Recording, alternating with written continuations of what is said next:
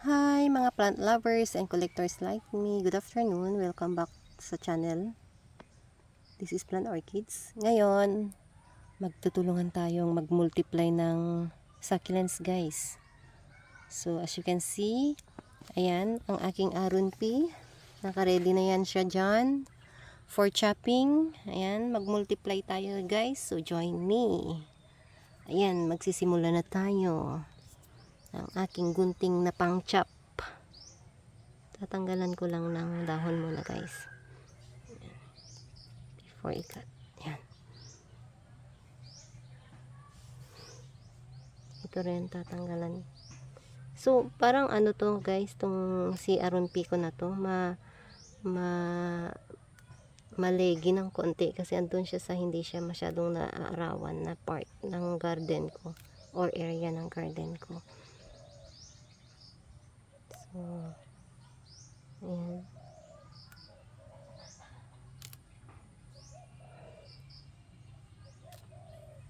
So, na-chop natin na to. Ito mga maliliit. Siguro, lahat i-chop. Hayaan lang mag-multiply. So, ganyan guys. And, ito, sa tuwing nag-ano ako guys, nag-chop ako ng sakis. May naka-ready akong anti-fungus na powder. Kasi after ko sila ma-chop, ginaganyan ko sila para madaling mag-dried yung sugat nila. At saka para ma-alert din ako guys pag nagdidilig ako na itong succulents na to na anuhan ko pala. So hindi ko muna sila dinidiligan ng few days ganyan.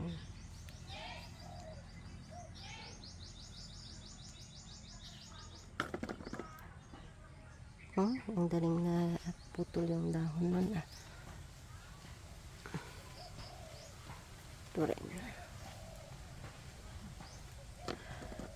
madalas sa aking garden wala akong panahon guys na mag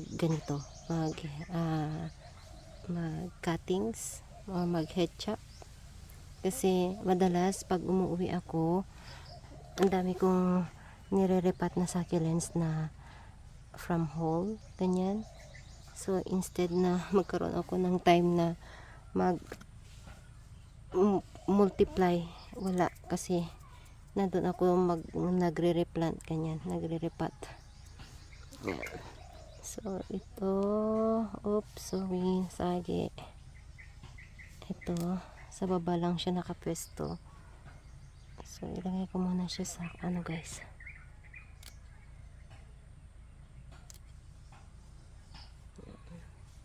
Si Aron P by the way guys is mabait ito sa lugar ko. Mamaya papakita ko sa inyo ang aking mother plant. So ito mga ano na lang to guys, mga baby na lang ng mother plant ko. Ayan. Ayan siya guys.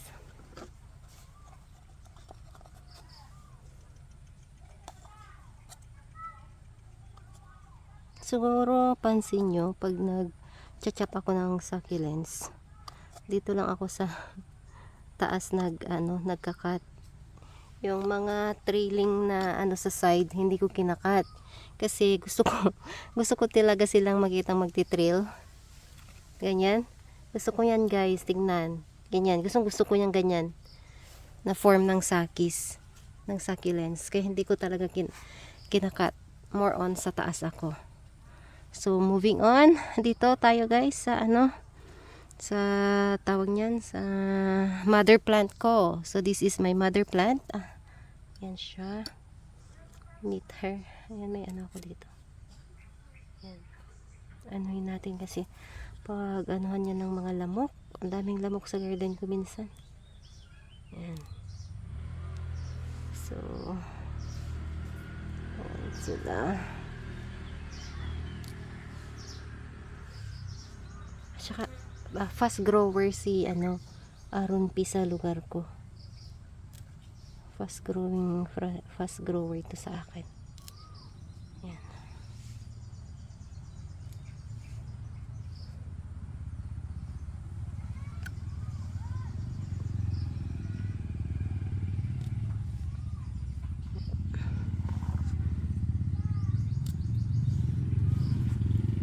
So yung mga nag-trail doon banda, hindi ko na siya tatanggalan guys.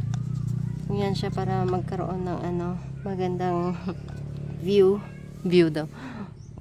Mag-lash siya doon.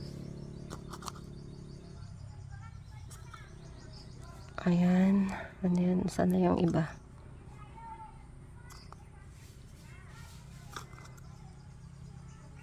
Ayan. So this is my mother plant. Ang payatot na niya.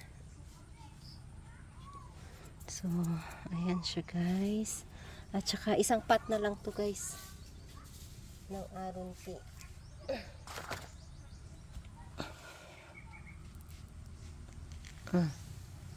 So, ito siya guys. Isang pot na. Meron pa akong dalawang pots doon. Pero, ito na lang muna ang i-chop ko. So, ngayon guys. Kasi may binabalak akong ano. Tawag yan. Binabalak akong taniman.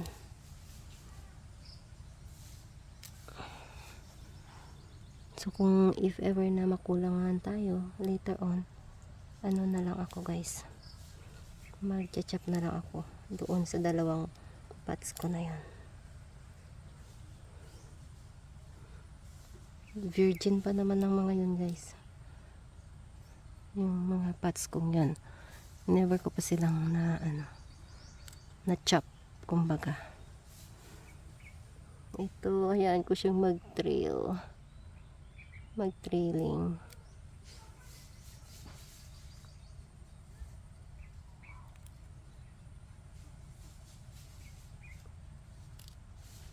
Ayan. So I think more than enough na sa pots na yan. So side na to guys, ayan. Ayaw ko silang i-chop. Ewan ko lang sa ibang plant lovers dyan kung ganun din yung style na gusto. But that's my style guys. Gusto ko yung succulents na nagtitrail siya. Yeah. So wala na ba? Kunti lang ba yung na-chop ko? May gusto akong taniman kasi doon. So, ayan. Ang bigat, ang pot na to guys, ewan ko ceramic ba to o ano, ewan ko. Basta napulot ko lang to sa workplace ko. Inuwi ko dito sa probinsya. Ang bigat niya guys. Ayan. So, eto na yung mga na-chop natin na rumpi. Oopsie, nasasagi ko yung dahon guys at madaling mag-break.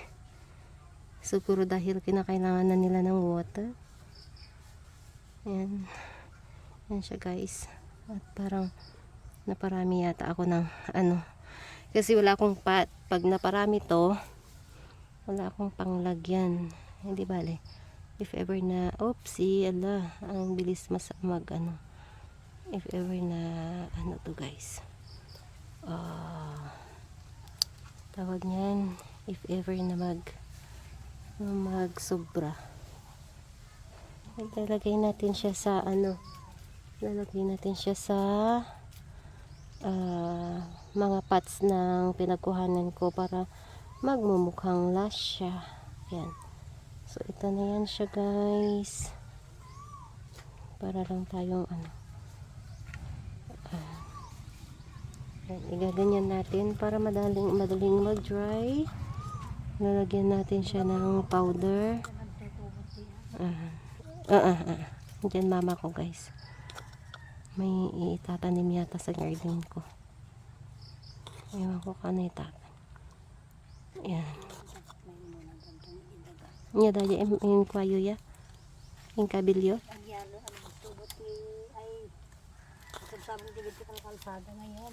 Or yellow no aje orange ba? Yellow. Apay pumayan nyo? Ay. Pigar itenti celery kinang kabilan nyo. Kaya na yun duman natin celery. Upan nga po ondita pinagkadwami lang duwa ti may sangapat. Nyatoy. Yeah.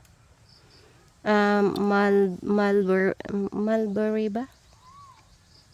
Paborito ni KK ata, hindi na pantayo ijikwa. Yay, ano, Buddha's Temple ba yan? Yay, Buddha's Temple. Para may pinangan na. Ayan, ayan siya guys. Natapos na rin ang ating succulent chopping. Sana nag-enjoy kayo. At kung nagustuhan nyo ang video na to, don't forget to like, subscribe, and share sa mga parehas nating plantita at plantito dyan. Thank you guys. See you on my next chopping adventure. Bye!